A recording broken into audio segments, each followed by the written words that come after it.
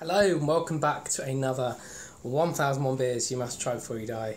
It's really hot. It's here in England.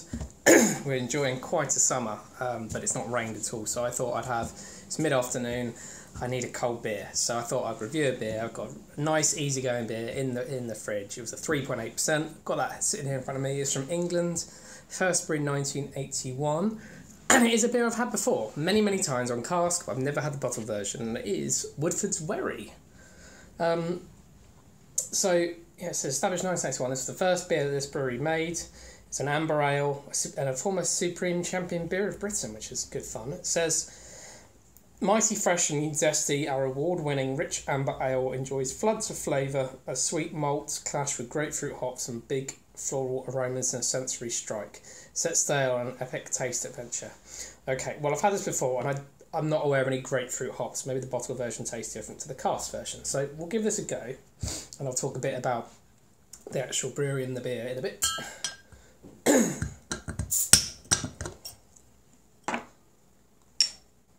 got a nice glass here from Rebellion.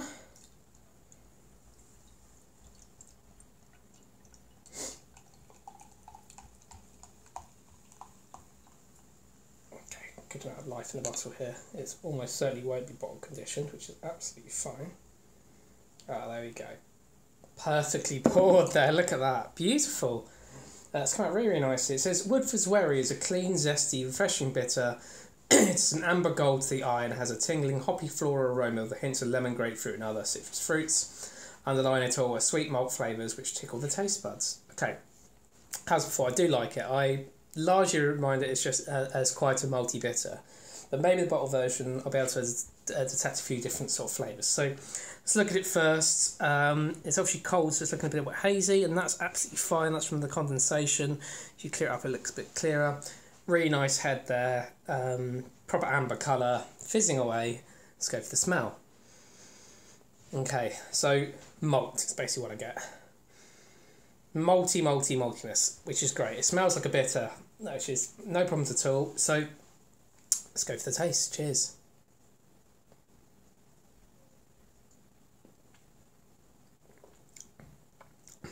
Okay, this is very malty, but it's 3.8%, so it's not overwhelming.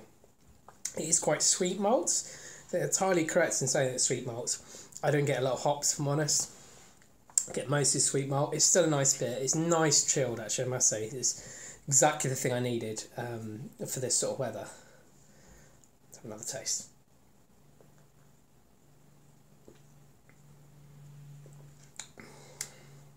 Yeah, that's decent. It's not the most exciting beer in the world. It won't blow your mind, but this is a beer that has historical context, as always with a lot of these beers. So this was basically a brewery set up by two homebrewers. It's the first beer they made, the first commercial beer they made.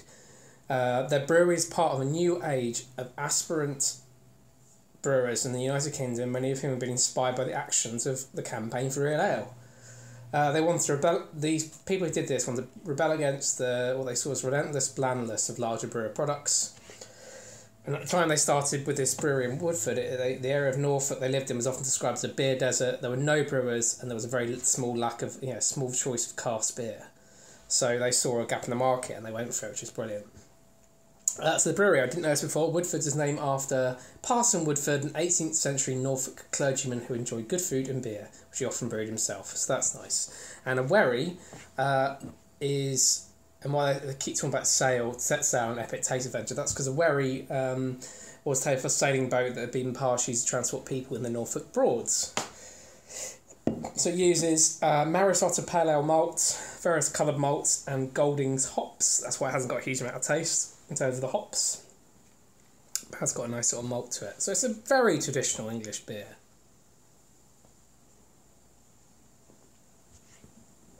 It's not a newer style one where they're basically over-hopping it. This one is an easy drinking bitter, 3.8%, sweet malty taste, no bitterness or hopness to it.